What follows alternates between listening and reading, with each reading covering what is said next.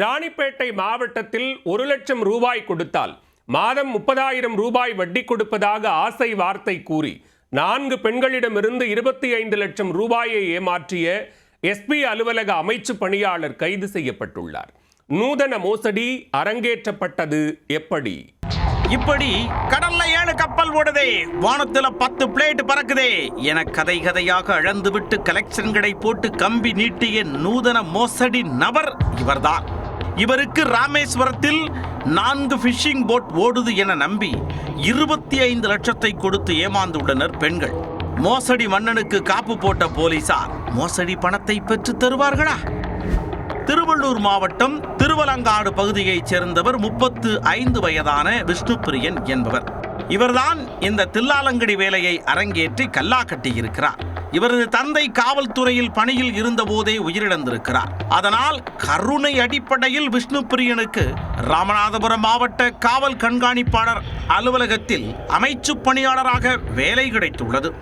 அங்கு அவர் data entry ஆபரேட்டராக பணிபுரிந்து வந்துள்ளார். இந்நிலையில் அரக்கோணத்தில் உள்ள உறவினர் ஒருவரது வீட்டிற்கு வரும்பொழுது பியூட்டி பார்லருக்கும் விஷ்ணுபிரியன் சென்று வருவது வழக்கம். அப்போது பியூட்டி பார்லரில் உள்ள ஒரு பெண்ணுடன் விஷ்ணுபிரியனுக்கு பழக்கம் ஏற்பட்டுள்ளது.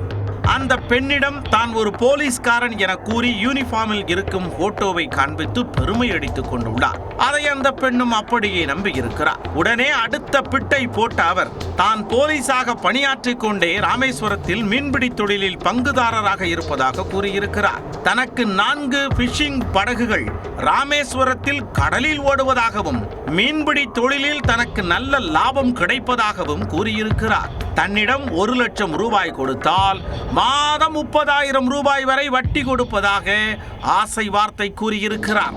அவர் சொல்வதையெல்லாம் கண்ணை திறந்து கொண்டே கண்மூடித்தனமாக நம்பிய பியூட்டி பார்லர் நடத்தும் பெண் சுமார் 20 லட்சம் ரூபாய் பணத்தை அள்ளி கொடுத்திருக்கிறார். மேலும் தனக்கு தெரிந்த மற்றொரு பெண்ணை அறிமுகப்படுத்தி அவரிடமிருந்து 5 லட்சம் ரூபாய் பணத்தை பெற்றுக் கொடுத்திருக்கிறார். இவர்கள் இருவருக்கும் மாதந்தோறும் 1,30,000 ரூபாய் என வட்டியை கொடுத்துள்ளார் விஷ்ணுபிரியன். உடனே முகம் முழுவதும் மலர்ந்த அந்த பெண்கள் பூரித்து போயிருக்கின்றனர். அடுத்த மாதமும் டான் என வட்டிப்பணம் வீடு தேடி வந்திருக்கிறது. என்ன ஒரு நேர்மையான மனிதர் என மனதார புகழ்ந்தனர் அந்த பெண்கள். அடுத்த மாதம்தான் அந்த அற்புத மனிதர் விஷ்ணுபிரியன் தன் வேலையை காட்டியிருக்கிறார். 3வது மாதத்தில் இருந்து நோ வட்டி, no phone call, no response என முற்றிலுமாக ஜென்னிலைக்கு சென்று விட்டார் விஷ்ணுபிரியன். பதறிப்போன பெண்கள் விஷ்ணுபிரியனிடம் கேட்டபோது மீன்கள் வரத்து இல்லை, போட் கடலுக்கு செல்லவில்லை என விதவிதமான காரணங்களை கூறி சமாளித்திருக்கிறார். இதேபோல் சில பெண்களை ஏமாற்றி திருமணம் செய்து கொண்டதாகவும் அவர் மீது புகார்கள் கூறப்படுகிறது.